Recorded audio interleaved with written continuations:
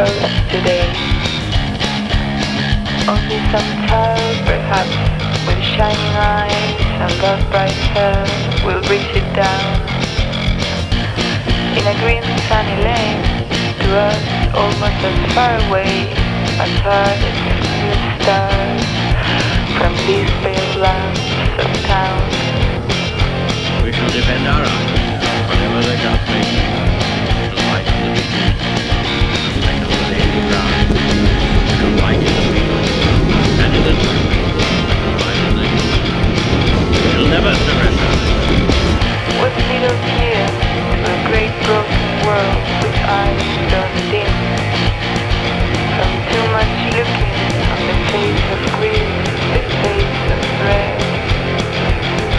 Or what's the broken world to yearn and sin of the small eager hand, the shining eyes, the rough bright hair.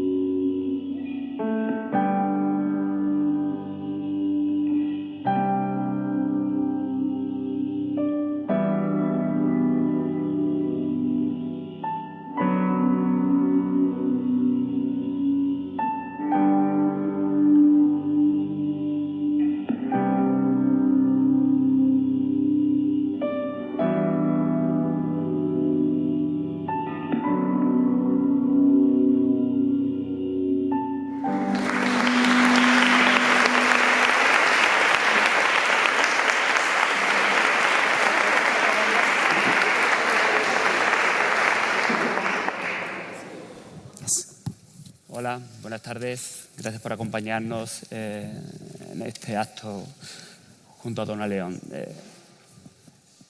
Un pequeño detalle para comprender algo más de la personalidad de Dona. Le encantaría tener un perro, pero no lo tiene porque viaja demasiado y sabe perfectamente que no se podría ocupar de él y antepone la calidad de vida del animal a su propia apetencia, ¿no? Es animalista, ecologista, algo que ha venido demostrando especialmente en sus últimos libros y que va a seguir demostrando en el futuro. De hecho, su personaje principal, su personaje fetiche, Guido Brunetti, tiene cronometradas las duchas, porque el agua es una riqueza natural y como tal no se puede desperdiciar.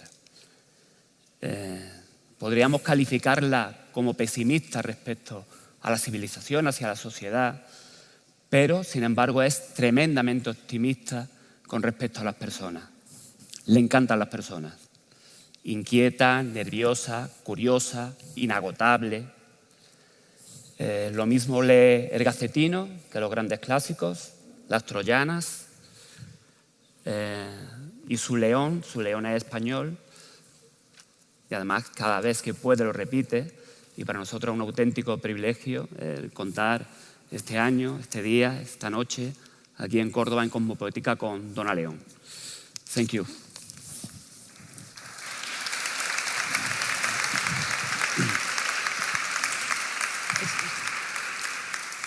The name is Spanish. It's León.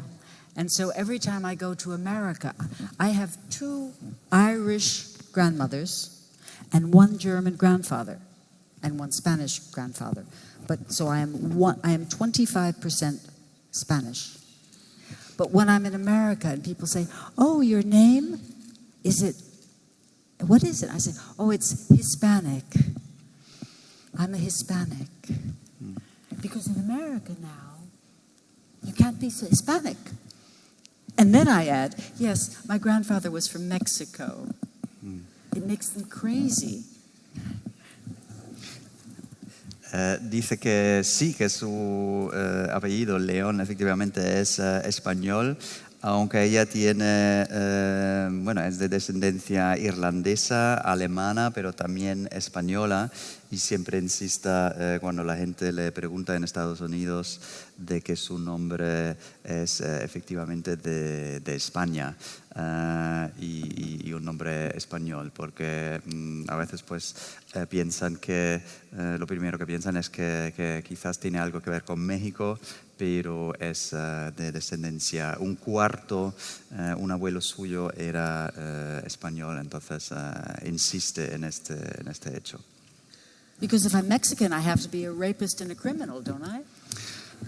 Y claro, hoy en día si es mexicana, ¿no? La asociación sería que es una violadora, una criminal, como sale en la prensa con los comentarios del presidente.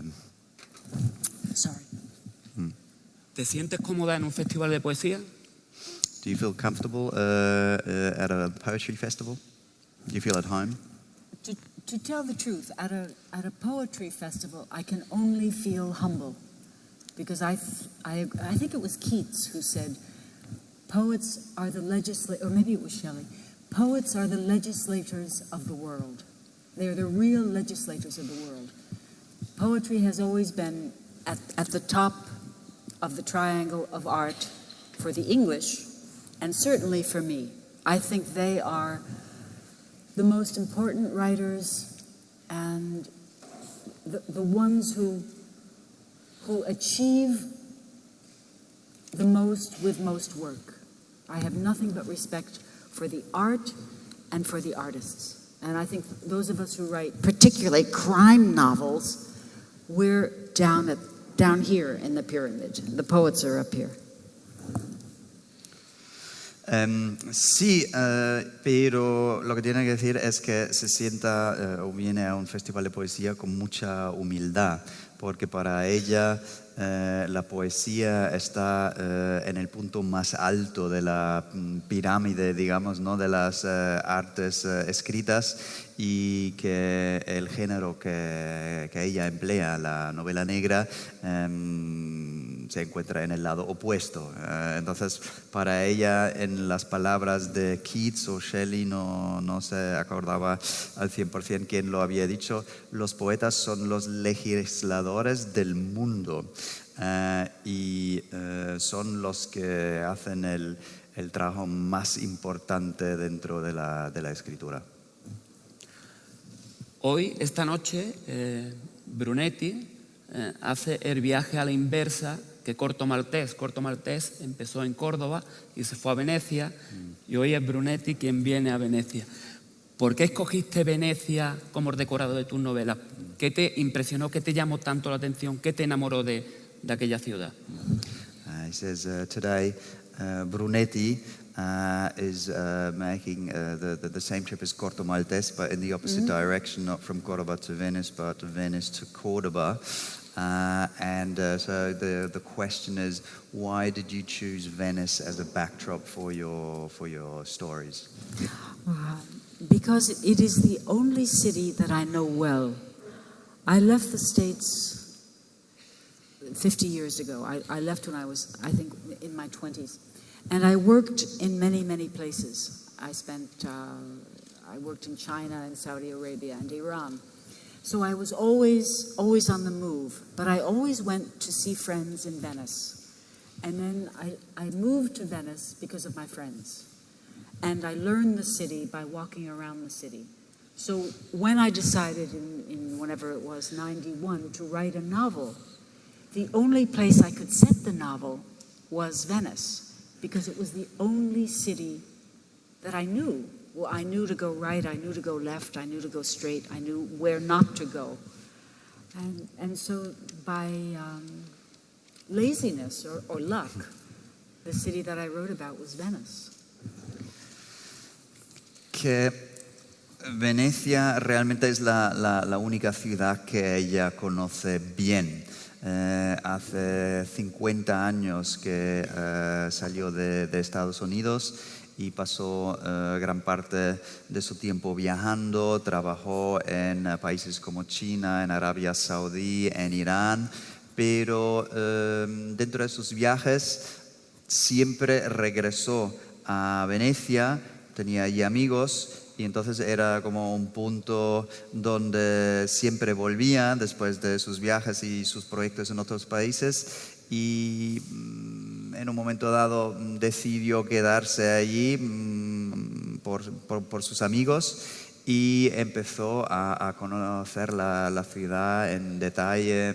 Sabía si gira a la izquierda por dónde va a llegar, se conocía todas las pequeñas callejuelas, y entonces era una elección natural, quizás también por una decisión vaga, ¿no? Era la más evidente, la que se imponía realmente.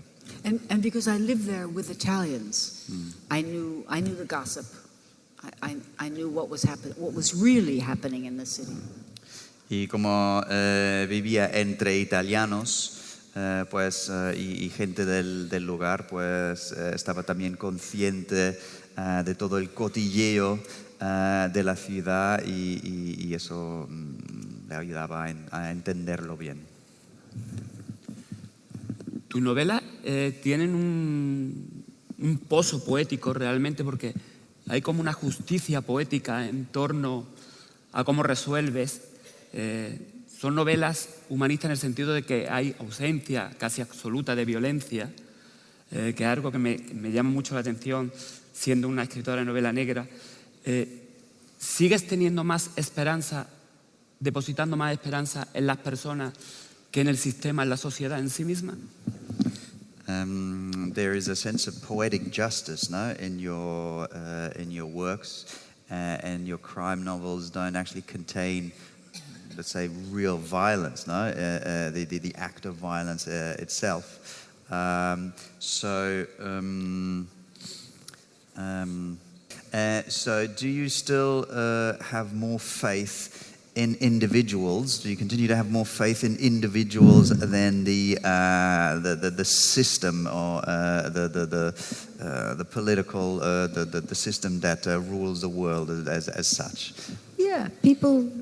I think individual people, I think most of them have an impulse that is toward the good. I still believe that, of individual people.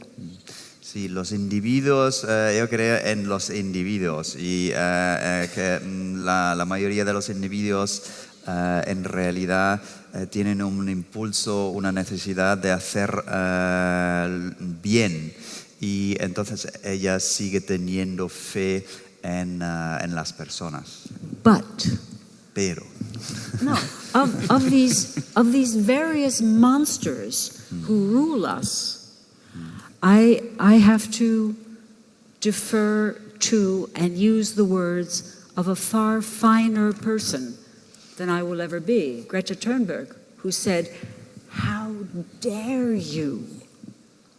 And the more I think about that, the more I realize that she's right, that it is what most of us could say to these monsters in many countries who rule us.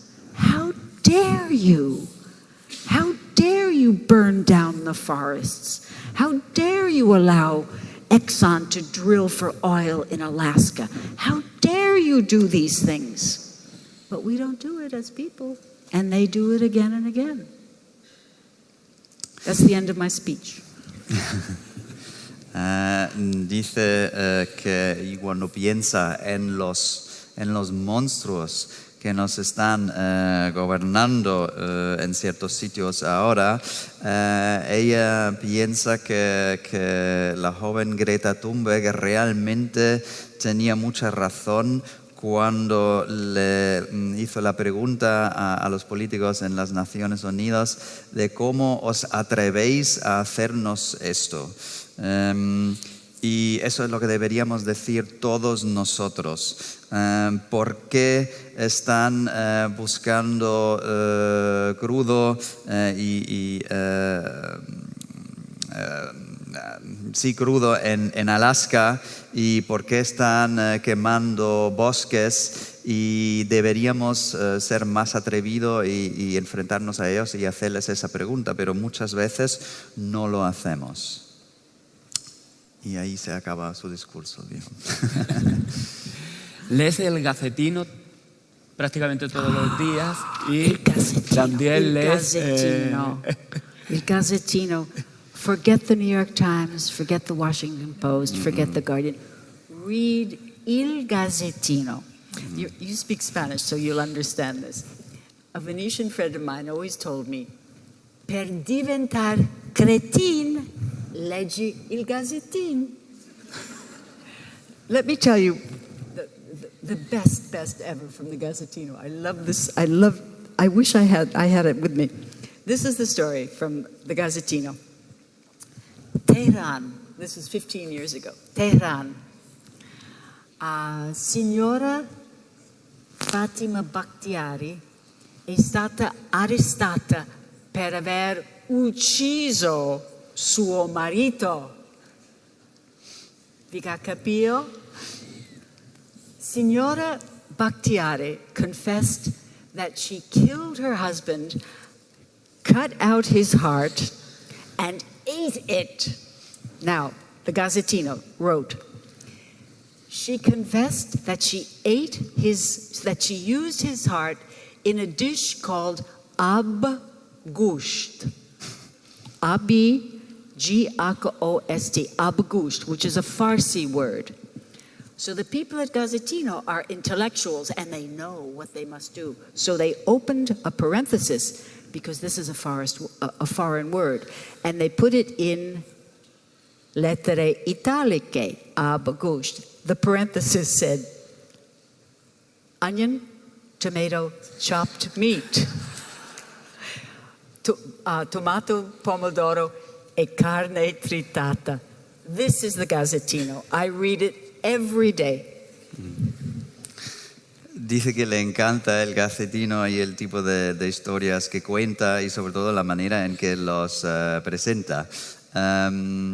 Y utiliza el ejemplo de una historia que se publicó hace 15 años más o menos de una mujer que mató a su marido, le extrajo el corazón y lo puso en un plato que cocinó y se lo comía.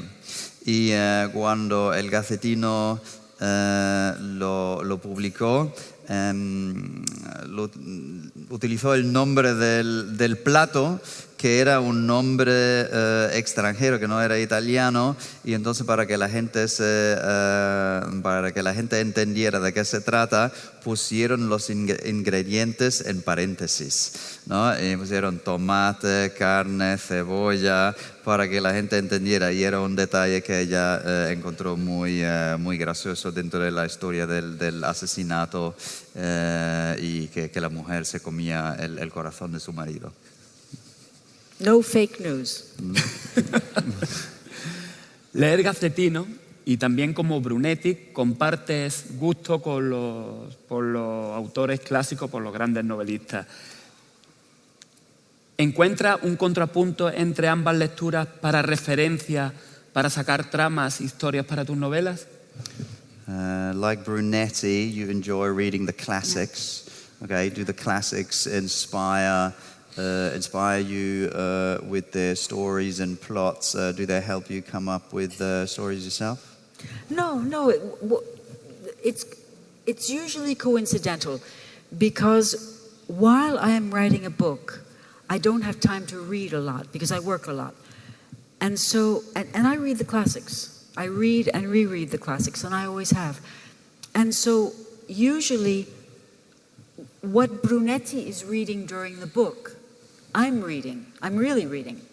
And so when I'm writing the books, very often I reflect upon what's happening, and I have either Cicero or Aeschylus to look at, because much of what they said applies today as much as it did 2,000 years ago.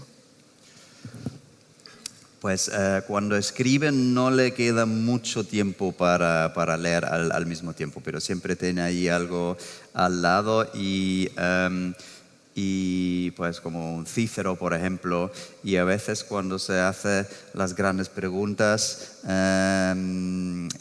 pues coge los libros que está leyendo en este momento y ve si encuentra algo de inspiración, pero no es, digamos, su principal manera de hacerlo. Es un acompañamiento más que una inspiración principal.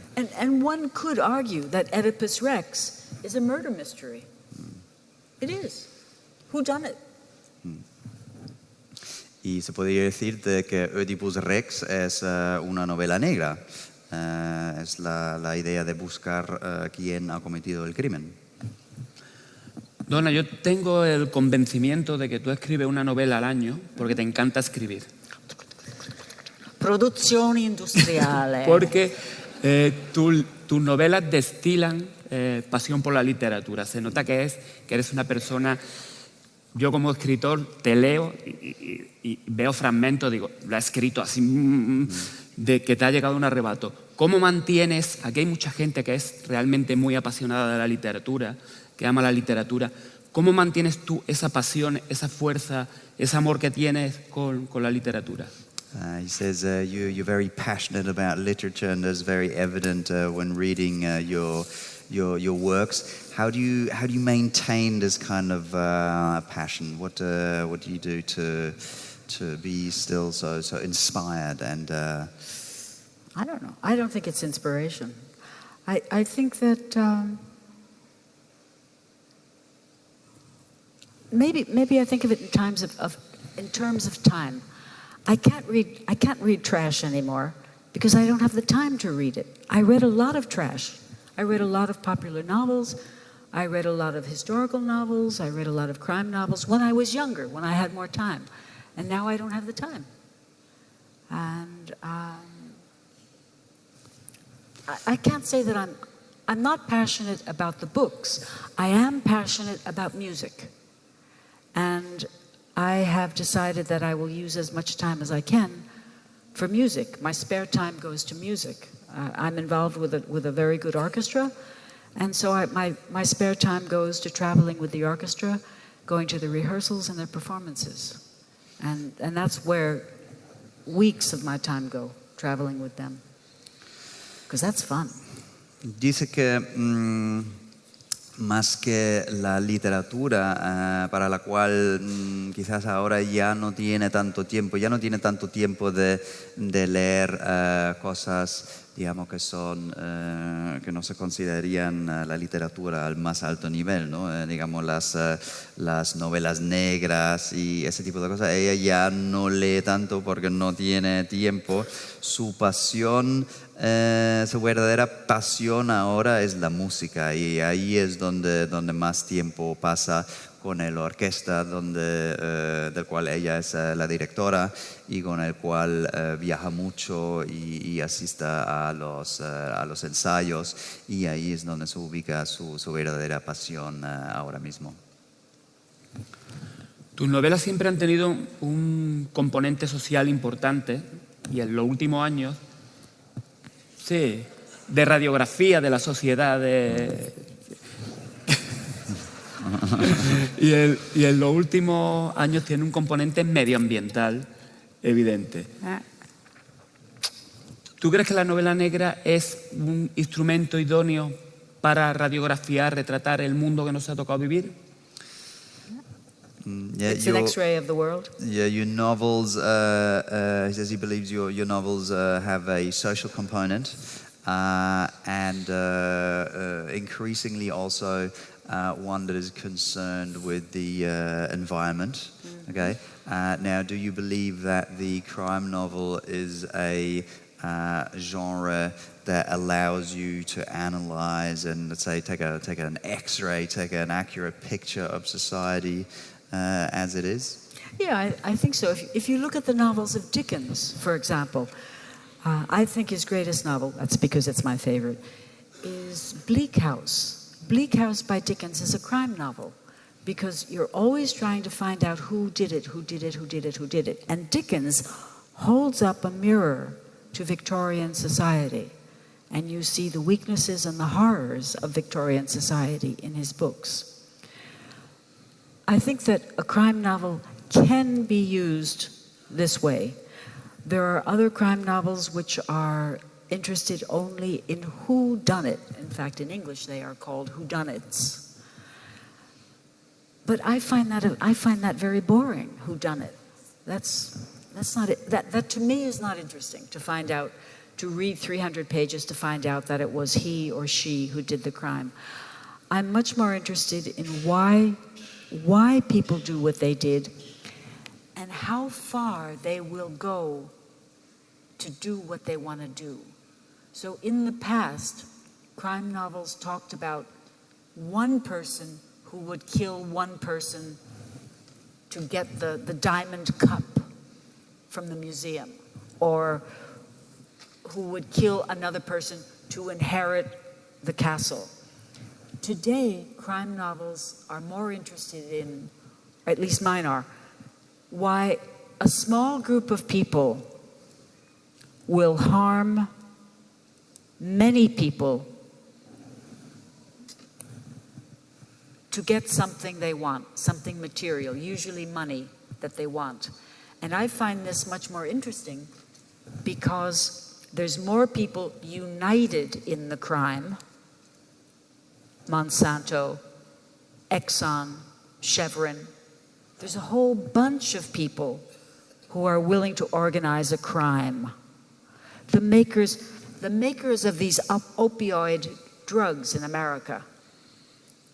This is a number of people who were willing to see that lots of people died, or were willing to accept that many people died, but who could stand up and say, me?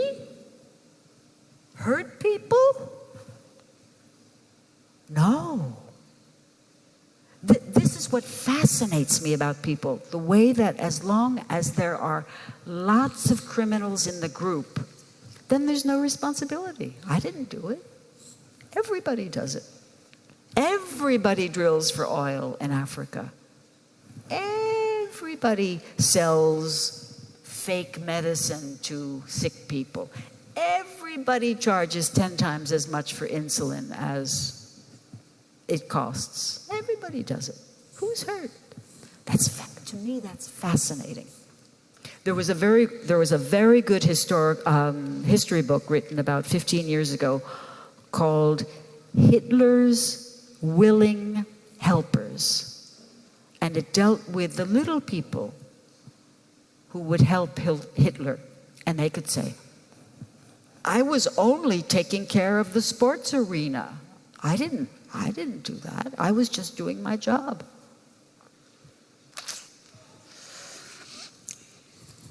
Dice que para ella la historia del crimen en sí y de que una persona mató a otra no es suficientemente interesante. Eso es, digamos, un formato que se ha hecho durante mucho tiempo. Había un crimen y la idea es simplemente de encontrar quién lo hizo, ¿no? La palabra who done it en inglés. Pero ella quiere ir más allá, encontrar, digamos, las motivaciones y ver la gente que hay detrás. A veces, pues, sobre todo los crímenes que involucran a más de una persona, ¿no? Crímenes que involucran un grupo grande de personas que comiten un crimen y que luego, por ser tantas, pues creen que ellos solamente han jugado una parte muy pequeña y que realmente no le cae ninguna parte de la responsabilidad. Utiliza el ejemplo de los fabricantes de los analgésicos opioides en Estados Unidos, que se han enriquecido aceptando la muerte de muchísimas personas, pero luego son capaces de decir pero ¿qué he hecho yo? Yo realmente no tengo aquí ninguna culpa. Y lo mismo, de la misma historia se trata cuando hablamos de empresas como Chevron, que trabaja en el sector del crudo y la explotación de recursos naturales. Y entonces la idea esa de que la gente se pueda esconder detrás de algo más grande para esconder su culpabilidad le fascina mucho, y da el ejemplo de un libro que se escribió, yo creo que dijo hace 15 años, ¿no? 15 years ago was when Hitler's Willing, ¿yeah? Hace 15 años, un libro, no sé exactamente el título en español, pero se trataba de los colaboradores que ayudaban a Hitler, sobre todo los de rango más bajo, y que luego daban la excusa de que ellos simplemente cumplían órdenes y que ellos solamente se ocupaban de una pequeña parte de este gran crimen y que realmente ellos tampoco tienen culpa de nada al ejecutar a alguien o ocuparse de una prisión o un estadio de fútbol donde pusieron todos los prisioneros. Y entonces eso es lo que a ella más le fascina, no solamente el acto en sí, pero más bien toda la trama que hay detrás de algo así grande. Después de 30 años de pareja estable con Brunetti, ¿en qué punto se encuentra la relación? ¿Lo ve con achaques o lo ve con fuerza y ganas de seguir investigando? After a 30-year relationship with Brunetti, how do you see him evolving? Is he, let's say, suffering from too many ailments and weaknesses? Is he losing his strength, or is he still got enough energy in him to continue his trail? If my calculations are correct, 30 years ago, Brunetti was a 40-something-year-old man with teen-age children. That means they were at least 13, 14. 30 years later, surprisingly, the children are still teenagers. The children? Are still teenagers. And Brunetti's still in his 40s. No, he's in his 50s now. Dice que empezó hace 30 años cuando Brunetti tenía 40 años y sus hijos eran adolescentes y de una manera extraña 30 años después sus hijos todavía son adolescentes y él está en sus 50. Entonces ahí pasa algo curioso. En los 30 años con Brunetti, Donna, tú has sido testigo privilegiada de cómo ha ido cambiando Venecia. ¿Es tan diferente a la Venecia que tú conociste? Oh, let's not talk. Sé que no te gusta hablar de esto porque es un... No, it's really horrible. Yeah, I should warn you, don't do it. Don't let the tourists in. It's horrible because it's like being on Oxford Street on Christmas Eve, or like being on Bahnhofstrasse in Zurich on Christmas Eve. Very often it's like this. The city has changed so much that I no longer live there. I go down at least once or twice a month for a week, 5 days, because many friends are there. But I don't want to live there anymore. It's really at times awful. The shops are all selling junk. It's all Chinese glass and Chinese masks and kitsch. And the shops are ugly, the food, the restaurants are terrible. It's just not a nice place to be anymore, unless you're willing to be a vampire and you sleep in your coffin until it's dark.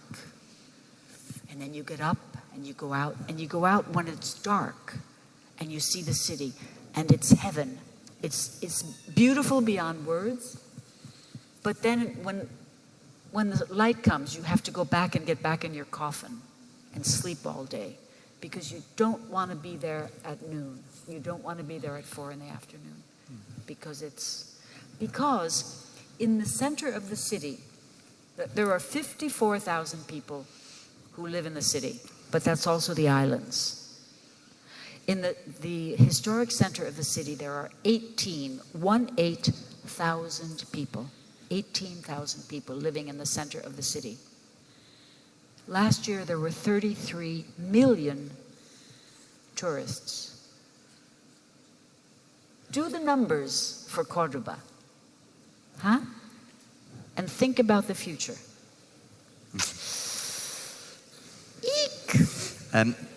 Dice que sí, que ha cambiado mucho y que a veces es inaguantable. Todos los días es como pasar por el centro de Londres en Navidad, en el distrito comercial. Hay tantísima gente que la vida se hace imposible durante el día y la única manera de sobrevivir allí es convertirse en vampiro, pasar el día en un ataúd y levantarse por la noche, porque durante la noche sí que es un sitio todavía agradable y se puede apreciar toda la belleza de la ciudad, pero está lleno de tiendas feas que, como también dijo esta mañana durante una rueda de prensa, que venden cosas inútiles que son simplemente para turistas, productos chinos, máscaras y que no tienen nada que ver con la vida diaria de los habitantes. Y para que se puedan hacer una idea, el centro, digamos, turístico donde se concentra toda esa masa de turistas tiene 18.000 habitantes. La ciudad entera, con todas sus islas, tiene alrededor de 50.000, pero el centro donde se concentra todo ese movimiento tiene 18.000 habitantes, que es más pequeño que Córdoba, por ejemplo, pero el año pasado llegaron 33 millones de turistas. Entonces, las dimensiones son muy difíciles de aguantar y Córdoba, como ciudad turística y tan histórica y bonita que es, debería pensar en su futuro y hacerse la pregunta de si también quiere llegar a este nivel de turismo. ¿Piensas que el fenómeno que ha habido mundial del Me Too, por la igualdad de hombres y mujeres, El género literario donde más se ha producido es en la novela negra, donde hay una eclosión de autoras, de mujeres que escriben novela negra, y que incluso el rol de la mujer dentro de la novela negra ha cambiado de ser durante décadas la víctima, ha pasado a ser en los últimos tiempos la investigadora, incluso quien resuelve los casos. ¿Tú crees que ha habido esa especie de fenómeno de feminización de la novela negra en los últimos tiempos, en los últimos años?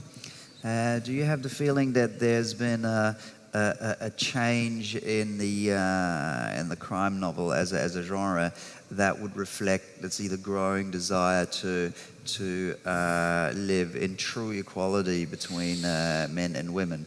In the past, women were generally only the victims in crime novels, but it had nothing to do with the actual resolving of the crime. Neither were there so many authors, female authors. Do you think that has changed nowadays? Are there more female authors of crime novels, and have women become, let's say, greater protagonists? So not only the victims, but actually those who investigate the crimes. Since this is a poetry festival, I can tell the truth. I don't read them. So I can't answer the question. Como es un festival de poesía, puede admitir la verdad que ella no lee novelas negras, y entonces ahí no puede decir gran cosa al respecto. But I read reviews, and in reviews it seems that women are taking Lee las greater críticas space. y entonces allí parece que sí hay un cambio en el mundo de la novela negra que está incorporando más mujeres, como dijiste antes. Muy bien. Y ya que estamos en un festival de poesía, ¿puede compartir con nosotros poetas que lee frecuentemente o que a lo largo de su vida han supuesto algo importante para usted como lectora? Could you give us the names of some of the poets that have inspired you throughout your life, that have had an impact on you? What has poetry done for you, or who has a role to play in? I think my favorite poet is John Donne. He's one of the Renaissance English poets. He was an interesting man. He was a Protestant. He was a Catholic, and then he became a Protestant. He wrote religious poetry, profoundly religious poetry, but he also wrote love poetry, deeply erotic love poetry, but at the same height of his genius. He's my favorite. I think Shakespeare's sonnets are among the most beautiful lyrics written in English. I can't judge in Italian because it's difficult to read poetry in another language, because poetry has to hit you. Poetry has to have a phrase that knocks you out of your chair when you hear it and you say, yeah, wow. John Donne does that, and Shakespeare does that in the sonnets. I like Elizabeth Bishop, who was a 20th century Excuse me, poet. could you say the name again? I didn't get the name. John Donne and blah, blah, blah, blah, blah. Bishop, something Bishop. Oh, Elizabeth Bishop. Elizabeth Bishop. She was a 20th century poet, and Shakespeare. I like Renaissance poetry. I like the English Renaissance poets. I don't read much modern poetry. I don't find their use of language as frightening as the language of the Renaissance poets, and Emily Dickinson. Emily Dickinson. Ooh, there was someone who could just punch you on the jaw and knock you to the ground with 3 words. Fabulous poet. Excuse me, why am I wasting my time reading this poetry when I could be reading Death by the Many Hands or Death in the Hammam? No, you can't read that stuff. Una de sus poetas preferidas es John Donne, un poeta inglés del Renacimiento. que era católico, que luego se convirtió al protestantismo y escribió poesía religiosa, pero luego también poesía sobre el amor altamente erótica. Y también Shakespeare, los sonnets de Shakespeare son de su lectura favorita. Dice que la poesía, por ejemplo, en italiano, como ejemplo de otro idioma, le resulta difícil porque el lenguaje tiene que llegar directamente y profundamente, y a veces eso en otro idioma, el nivel de comprensión quizás es difícil de conseguir. Elizabeth Bishop es una poeta del siglo XX que menciona también como uno de los poetas que le gusta leer, pero en general le inspira mucho la poesía del Renacimiento y que no lee tantos poetas modernos porque ella ve el uso de la palabra, del idioma, en esos poemas antiguos más fuerte, con más fuerza y entonces eso es algo que le atrae más que la poesía moderna en general. Y luego mencionó a Emily Dickinson como alguien que tenía un uso brillante de la palabra y que con 3 palabras le puede dar un puñetazo en la cara al lector que no sabe qué le está pasando. Emily Dickinson wrote a poem about a snake. And she says, I never saw that fellow accompanied or alone, no, without a tighter breathing. This is what happens when she sees snakes. She gets this is what she feels. She feels a tighter breathing and 0 at the bone. Huh? When you see a snake, 0 at the bone.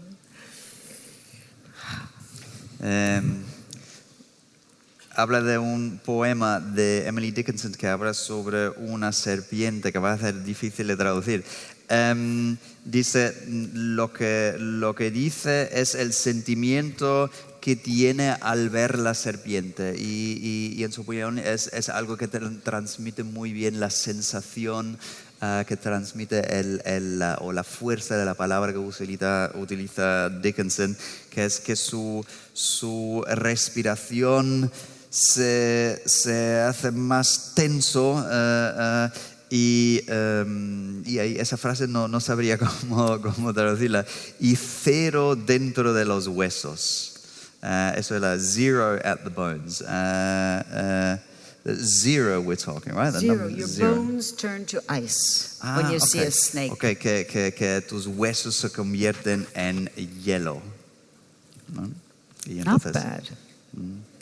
0 degrees. 0 degrees. Ok, ahora lo vi. Que eso, y que los huesos se sienten como si estuvieran a 0 grados.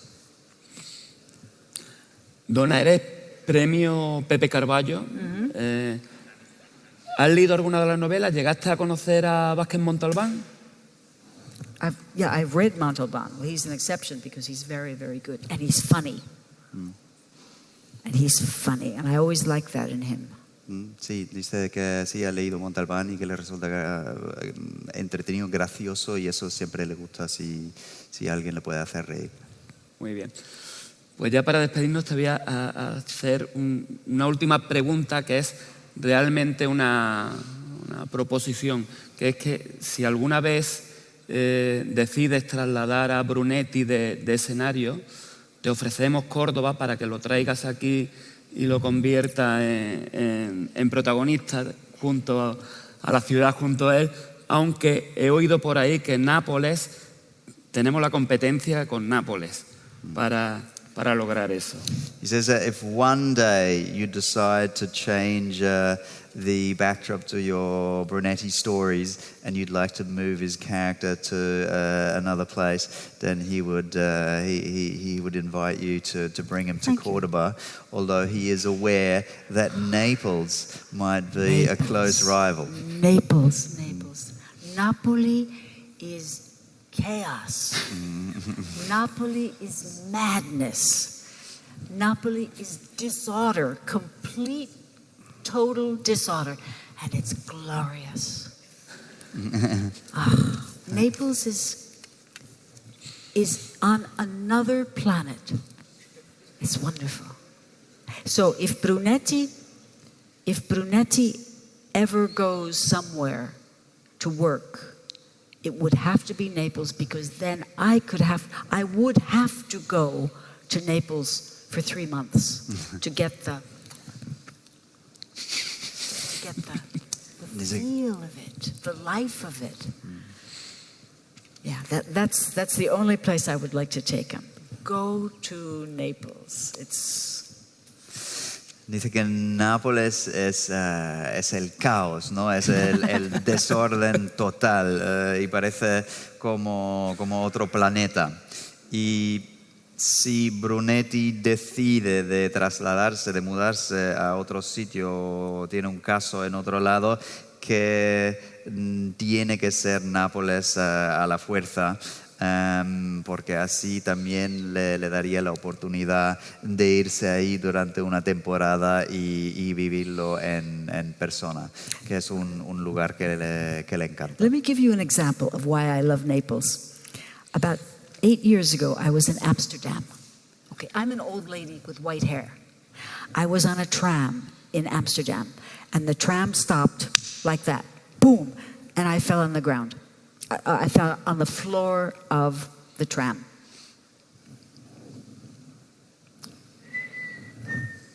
The people on the tram looked out the window, they talked to one another. And here's an old lady with white hair on the floor of the tram. Like this. Nothing. I was invisible. I was the invisible white-haired old lady on the floor of the tram.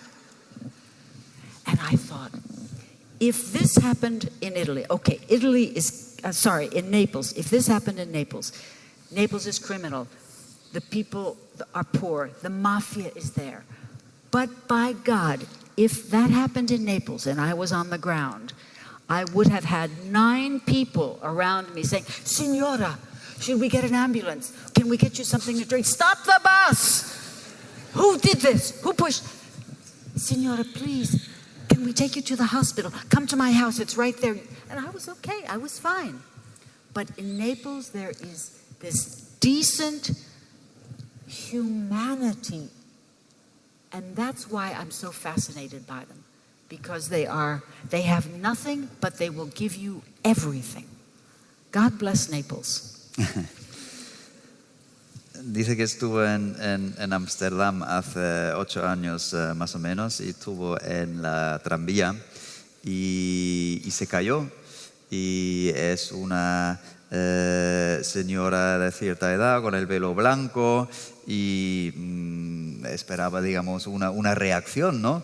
Pero la gente como se daba la vuelta, miraba hacia afuera y no reaccionó. La dejaron ahí en el suelo y nadie acudió a ayudarla, a hacerle preguntas. Y dice que si lo mismo hubiera ocurrido en Nápoles, hubiera tenido 10 personas alrededor de ellas haciéndole preguntas, asegurándose de que estuviera bien, invitándola a llevarla a su casa para asegurarse de que estuviera bien. Y entonces hay un nivel a pesar del crimen, de la pobreza y el caos que existe en Nápoles, hay un nivel de humanidad decente que es muy, muy impresionante y por eso es un sitio que sigue gustándole, encantándole muchísimo. Pues ya en la despedida, Donna, ha sido un placer para todos nosotros tenerte aquí en Córdoba, en Cosmopoética, saber si te lo has pasado bien, si te ha gustado Córdoba, si la conocías y nada, que lo que quieras ya decir en la despedida, pues... It's an honor to be here. Es un honor estar aquí. Yeah? No, he was saying it's been an honor also to have you, to know that you've been here, had a look around the city, you've been able to enjoy this place, and it was lovely to have you here. It was a great pleasure. I hope to come Un gran again. placer estar aquí. Pues para nosotros también ha sido un gran honor tenerte entre nosotros. Grazie.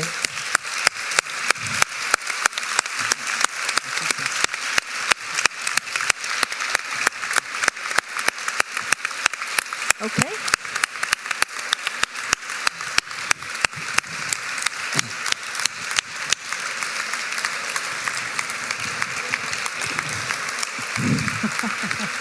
Basta, basta.